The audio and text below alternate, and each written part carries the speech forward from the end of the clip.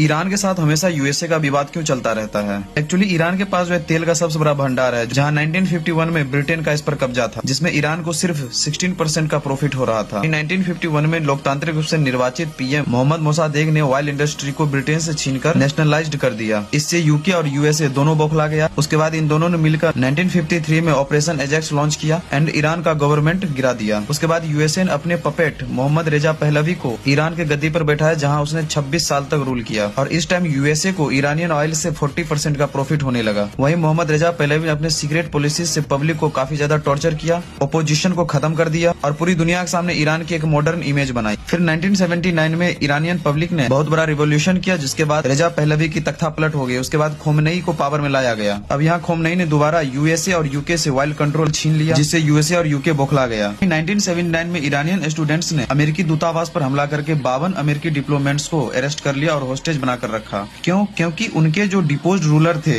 रेजा पहलवी, इसको अमेरिका ने अपने यहाँ पनाह दे रखा था। एक्चुअली रेजा पहलवी को ईरान के लोग डिक्टेटर मानते थे और उनको डर था कि कहीं यूएसए फिर से ईरान में तख्ता पलट करके रेजा पहलवी को यहाँ का पावर में न ला दे। इसलिए ईरानियंस ने 52 अमेरिकन डिप्लोमेट्स को 444 दिनों तक बंधक बना के रखा था और इस वजह से यूएसए को वर्ल्ड लेवल पर काफी इंसल्ट हुई। वहीं 1980 में बॉर्डर डिस्प्यूट की वजह से इराक और ईरान में युद्ध चल रहा था, क्योंकि इराक का जो रूलर था सद्दाम हुसैन, वो इराक ईरान ट्रीटी से संतुष्ट नहीं था। इसलिए सद्दाम हुसैन ने यूएसए के वेपन और इंटेलिजेंस की सपोर्ट से ईरान पर अटैक कर दिया एंड इस वार में बहुत सारे ईरानी लोग मारे गए। उसके बाद ईरान ने खुद को पावरफुल बनाने के लिए हिजबुल्लाह और हमास को फंडिंग देना शुरू किया एंड ईरान ने न्यूक्लियर प्रोग्राम स्टार्ट कर दिया, जिसके बाद यूएसए ने इस पे काफी सारे इकोनॉमिक सैंक्शंस लगाए एंड 2015 जब ओबामा यूएसए के प्रेसिडेंट बने तो इन्होंने ईरान के साथ एक डील साइन की, जिसमें ईरान के ऊपर लगे सारे इकोनॉमिक सैंक्शन को हटा दिया गया। न्यूक्लियर प्रोग्राम को स्टार्ट करने की बात कही गई, बट लिमिट में। फिर ट्रम्प गवर्नमेंट में आते हैं और इसने इस डील को रोस्ट एवर डील बताकर कैंसिल कर दिया एंड सेकेंड टर्म में ट्रम्प ने ईरान के साथ न्यू डील नेगोशिएशन की, बट ये नेगोशिएशन जब इसके फेवर में नहीं आया, तब ट्रम्प ने ईरान के ऊपर टैरिफ लगाए, काफी सारे सैंक्शंस लगाए एंड सिविल वार तक की कोशिश की गई ताकि खोमेनी को गवर्नमेंट से हटाया जा सके। और जब इससे भी बात नहीं बनी तो यूएसए ने इजराइल के साथ मिलकर ईरान पर अटैक कर दिया। Thanks for watching, follow for more content.